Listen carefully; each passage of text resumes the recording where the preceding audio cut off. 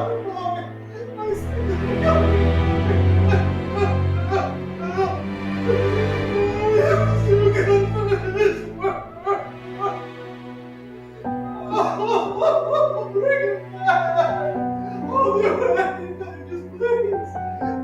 let me Dockside for my people's son.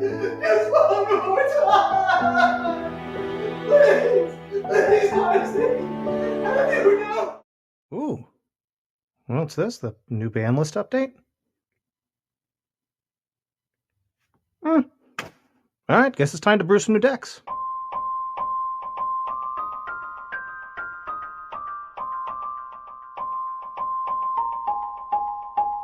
Hello and welcome to another episode of Gemstone Mine. I'm John, and today we have another lesson from cEDH. cEDH is a metagame within the Commander format that sits at one extreme with highly consistent, highly efficient decks. Not all cards are equally powerful in all formats, or even in all metagames, but there are lessons to be learned from how players are using some of the most powerful cards in Magic's history. And if you're enjoying this or any of our other episodes, be sure to give a like and subscribe. We are part of Commander Cookout Media Group here on YouTube. And Commander Cookout is sponsored by FusionGamingOnline.com, your source for all your gaming needs. And with Duskmorn being out and the new Foundation set on the way, there's a lot of pretty cool stuff that's happening in the world of Magic. We're going to talk about some of the more spicy stuff that's going on in just a moment, but we want to thank Fusion Gaming for sponsoring us and let them know that the folks from Commander Cookout Media Group sent you.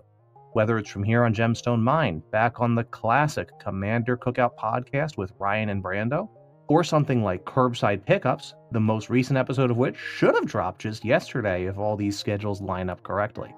That's FusionGamingOnline.com, your source for all your gaming needs. Hey everybody, Future John here. Just wanted to cut in from the editing booth. This is being recorded on October 1st, 2024, the day after Wizards of the Coast released an article on the Mothership on the future of Commander, announcing that essentially the Commander Rules Committee has handed over stewardship of the format to a game design team at Wizards of the Coast. There's not a lot known. They mentioned some things about having like 4 different brackets. We're not really sure what that means at this point. So rather than try to rehash the entire episode with this information, I'm just going to note that this is a development that's happening kind of as we speak, without a lot of information currently. And I felt that the analysis of the changes to the ban list were still enough to stand on their own as an episode, but I wanted to acknowledge this information. Anyway, on with the episode.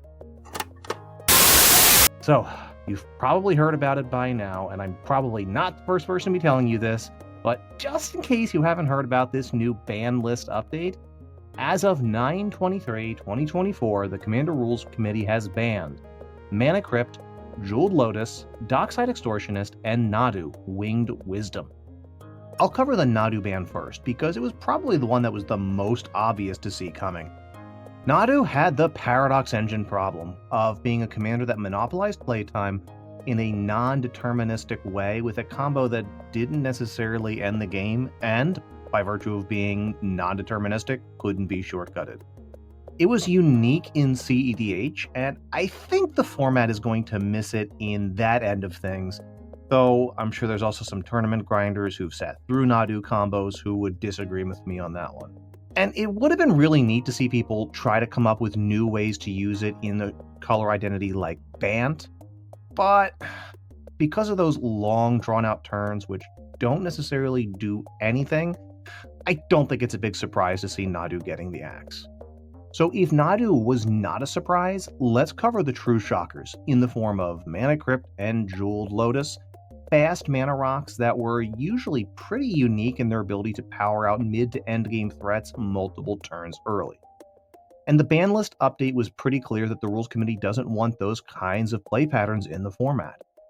Finally, among other fast mana, we also have Dockside Extortionist, which has been on the watch list for a number of years now, with the RC noting that they've been keeping an eye on it in several other quarterly updates. It's a card that we've talked about and brewed with multiple times here on Gemstone Mine, and it's a card which has dominated the discussion in cEDH ever since its printing.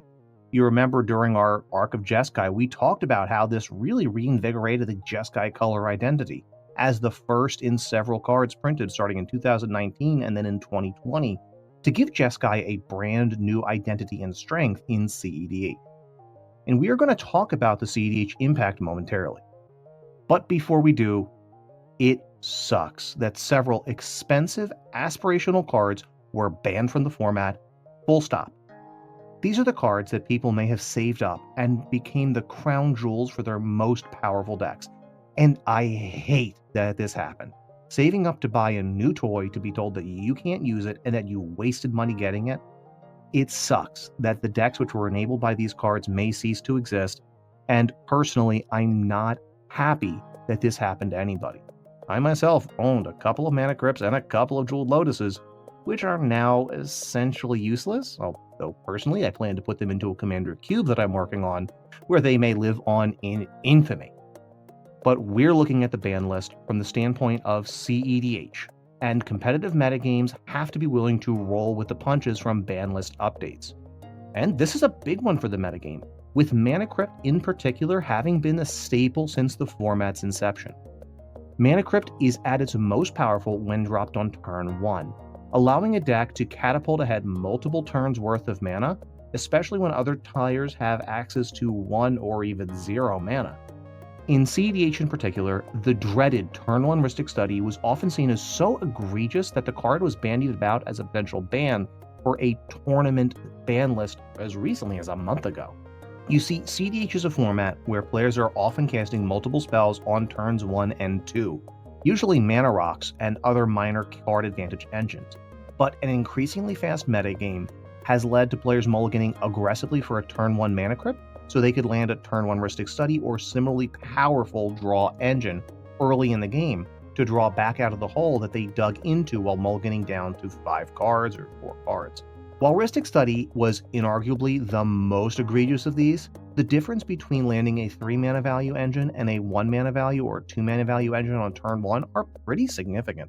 Just in blue, comparing it to something like Polywog Prodigy on turn 1 will draw only off of 0 mana value spells, and most of the other 2-drop blue draw engines have similar limitations to net an average of less than 1 card per opponent per round of the table. White has had a recent glow-up with printing of cards like Archivist of Ogma and Esper Sentinel who fit into that same weight class, drawing a few extra cards but nothing like what Rhystic Study was capable of. And frankly, a table can starve out the fish if someone plays out a turn 1 Mystic Remora, meaning that it doesn't usually stick as a card draw engine, triggering multiple times until someone finds removal for it. The only hands which get a player a turn 1 Rhystic Study anymore are going to be ones which cause dramatic card advantage to get there. Gemstone Mine Caverns as a pregame action goes down a land, and all of the legal Moxen require 1 or more cards to be active for 0 mana. And all the rituals you cast, you're down a card overall. And importantly, none of them untap on the next turn quite like Mana Crypt. The nearest analog is Sol Ring, but that still requires a mana to cast, meaning you probably don't have colored mana from the source you cast it with, like a land. So there are going to be a lot fewer explosive starts and explosive turn 1s without Mana Crypt. Jeweled Lotus was a gift to 2 primary types of commanders in cEDH. Expensive commanders with a mana value 4 or greater, so things like Crom, Ludovic's Opus, Tevish Zot, Doom of Fools, or Atraxa Grand Unifier. It also drastically improved the power of 3 mana value commanders who had only a single colored mana pip in their mana cost. So things like Najeela the Blade Blossom, Sisay Weatherlight Captain, and Malcolm Keen-Eyed Navigator. Many cEDH decks made it a point to try to rush out their commanders when they were an early source of significant card advantage, or if they formed a core part of the deck's game plan. So these decks will really need to rethink what their early game priorities are, and how they will be mulliganing towards those priorities. I think that the original design intent was fairly noble with Jeweled Lotus. Making only a single color of mana across 3 pips was not something that was particularly effective for commanders who cost Wooburg, or Wedge, or Shard in their mana cost, so 3 different colors or 5 different colors. It was intended to be a way for low color identity commanders to come down earlier than their high color identity counterparts. But in practice, the card was also released in a set alongside single-colored partners, many of which could be cast off of Jeweled Lotus alone, and that by itself was always something that made Jeweled Lotus seem a little bit like an outlier in terms of design. And Wizards of the Coast went through a long spell of releasing Wooburg commanders who had only one or sometimes even no colored mana pips in their casting cost. We already mentioned both Najeela and Sisay, both of which could be cast off of a turn 1 Jeweled Lotus and then still have mana left over from a land drop to do something else with, like protect their commander. And now we get to the final banned card, and potentially the one that is going to have the widest ramifications on the format as a whole, Dockside Extortionist. It's been a card we've talked about a fair bit in several of our decks, a card which combos with a number of different engines in the format to generate unbounded treasures, and it wasn't banned for being used in a bunch of different win conditions. It was banned because this ban list update was intended to warn against fast mana in Commander in general. If you're curious about how cEDH used and abused Dockside Extortionist, this is a metagame where it wasn't a matter of if you'd get to enough mana to pull off a loop to go 5 mana value, 6 mana value, 7 mana value, recast Dockside an unbounded number of times. It was a matter of when. Dockside would often be paired with a repeated bounce effect like Temur Sabertooth, Cloudstone Curio, a flicker like Emiel the Blessed, or with a number of graveyard recursion engines like Chthonian Nightmare, Corpse Dance, or the black ability on Kenrith, the Returned King. And this combo often formed the backbone of a number of finishers. I just mentioned Kenrith, the Returned King, who has several outlets printed right there on the card. 3 and a blue to draw your deck 1 card at a time with all that unbounded mana you got from those treasures with Dockside Extortionist. Red to give all your creatures haste and trample, and 1 and green to put a +1/+1 counter on target creature. So with unbounded mana, you could just draw until you hit your 3rd creature, cast it, give Kenrith, Dockside, and that 3rd creature a trillion power and toughness, haste, trample, win. Sisay's lines were a little bit more complicated, but they generally involved activating Sisay over and over to bring out a combination of legendaries who could win the game. While there are a number of decks which need to find new ways to close out games, and some which need to completely reinvent themselves in the wake of Dockside being banned, like for example some Gruul decks like Atali Primal Conqueror used Dockside as a critical piece of their game plan, and many players have frankly joked that you played green so you could tutor for Dockside. Sticking with Gruul for a moment, I think that its roster of powerful combos is deeper than just it tutors for Dockside, and frankly, I think that a lot of Gruul decks are going to survive reasonably well. There's no doubt they lost a very powerful card in their color identity, but now they can also lean more into the effects like Collector Oof and Null Rod to punish more artifact-reliant strategies without feeling like they're cutting off one of their own legs to do so. Dockside's ban also removes a downward pressure on a number of other strategies in the format that no longer need to worry about feeding Dockside and handing that player the game. Artifact and enchantment-heavy strategies may get a chance to make a comeback, for instance.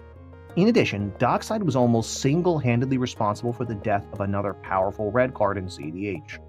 Blood Moon, and its on-legs counterpart, Magus of the Moon, were considered virtually unplayable as a mana denial strategy because Dockside could be cast off of the red mana that all those mountains would now produce.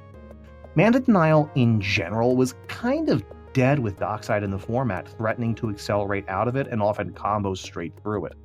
Now, there is some fear in the cEDH community, and particularly in the tournament scene, that Seed 4 losing access to Dockside Extortionist as a catch-up mechanism, but available tournament data indicates that it may not have been much of a catch-up mechanism anyway, with Seed 1, and to a lesser degree Seed 2, holding a disproportionate advantage over Seed 4 even when Dockside was legal.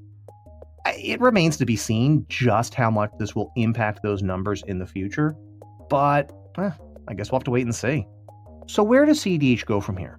I know that Ian of Comedian MTG and the Mind Sculptors posted an hour-long video going through the winners and losers of the top 15 most played cEDH decks at tournaments, and both the Mind Sculptors and Into the North have posted some pretty sober takes on the bannings on their channels, which I highly recommend you check out. You will be able to find the links for those in the description. But I know that for me, at least, as someone who loved using and abusing Dockside in a number of decks, rest in peace, Imsgear Iron Eater, you beautiful mess of a Dockside deck. It has been open season for brewing ever since the bannings. There are so many strategies to explore right now with the format being blown wide open. As a whole, the format is estimated as being either about half a turn to 1.5 turns slower than usual. So all those decks that were always just a hair too slow are probably worth dusting off and reconsidering again. I expect that clones are going to drop off in a big way, at least in the short term, with people arguing that they're not worth it to include if you can't copy Dockside. But I expect we're going to see the pendulum swing back in a few months as people remember that you can copy any of the other crazy powerful creatures who are still in the format. For my own decks, at least in the short term, there is no way I'm taking Mockingbird or Phyrexian Metamorph, the latter of which can copy the One Ring, and the former of which can be gotten off of a single casting of Ranger Captain of Eos. Those aren't going anywhere. They're staying in my deck lists. I think that Rograk Silas is the undisputed turbo king of the metagame right now, as they have the most tools to fill the gaps left by Mana Crypt and Dockside Extortionist. But I will point out they have been hurt badly by the loss of the Mana Crypt and Dockside, but not in the way you may think. You see, they are less dependent on that early fast mana to actually get their game plan going because Rograk costs 0. And they have a lot of early rituals they can use with Rograk to be able to pull up an early turbo Adnaz. But they lose that capability after a main phase Adnaz to then drop multiple 0 mana rocks, like Mana Crypt, or something powerful like Dockside Extortionist, to create a huge amount of mana to finish comboing off during their main phase. It allowed Rogsai pilots to bail out after going down heavily on mana and still be able to try to win the game in a single turn.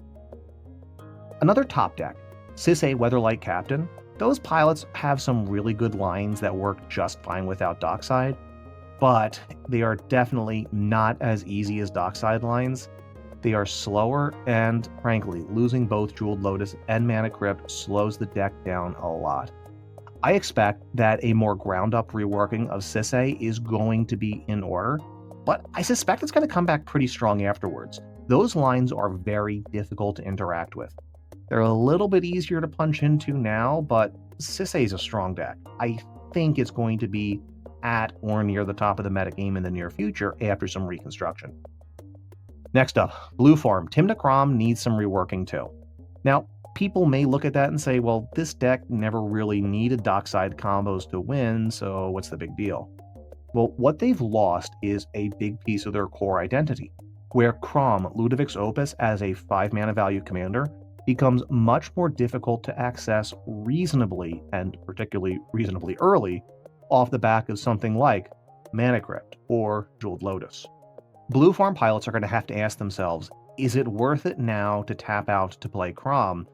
Or should Kraum be something that I'm going to save for another turn? Is he really the best use of my mana? This means that they have lost access to one of their 2 early value engines that they could usually reliably cast. However, they have also got to look at the question of whether or not they are still a Mox Opal deck or not. A lot of Blue Farm decks were also right on the very edge of that artifact package in the deck being a little bit too slim for Mox Opal, and now losing 2 of their best artifact pieces. It may be time for them to rethink how they're going to structure their mana package. Again, this is going to be some tuning and some work, probably not a wholesale reinvention. But I think there's also some big winners in this case. Simic decks like Keenan are probably going to never need to look back at those mana rocks, and I know that several Tameshi pilots are basically saying, Mana Crypt? Never heard of it. Rakdos decks need to do some soul searching though, as not every Rakdos deck can reliably be a turbo deck anymore. I think that low mana value game plans like our Gev scaled Scorch deck that Phoenix worked on from the Arc of Rakdos is still perfectly viable, though I'm going to have to edit that list because I don't think Chthonian Nightmare lines are going to make the cut without Dockside. But the rest of the deck and all those other lines work just fine. It might take a little bit more work to make things work without Dockside, but Skirk Prospectors is still there if you need it. Side note, I am looking at Sans Red Chthonian Nightmare lines for another deck at the moment, and there is still some spice to be had in the post-Dockside world. Rule decks probably need to rebuild their lines around other mana enablers, and I think that the slower nature of the format gives Gruul and other base green decks a little bit more breathing room to have another turn or two with their mana dorks before Orcish Bowmasters start mowing them all down. Remember that when Rhystic Study is coming down later, there are fewer turns where there are multiple draw triggers that are going to enable a Bowmaster's controller to pick off 1-drops and 1-toughness creatures. They should do a lot less damage overall per game. I'm not sure if it's going to be enough. Personally, I would have liked to see Orcish Bowmasters go at this point, but it is what it is, and we will adapt. As I've mentioned, I've been brewing a ton of decks since the banning, and I've been working with some folks on the Commander Cookout Discord on a Boros deck, which plays just fine without Dockside Extortionist or any of the other banned cards, which I may feature on the channel when it's ready. If you want to be involved in that kind of brewing, consider joining the Commander Cookout Patreon to get access to the Discord, as well as a new take on an old favorite of mine with a Blue Moon twist, which is going to look to be really spicy. I think this is a deck has some legs. Orzhov and Banned are two other spaces that I've gotten my eyes on, as I kind of want to see what could be done in a format without Dockside. What are you working on since the bans? Let us know about it in the comments on YouTube, where we are part of Commander Cookout Media Group.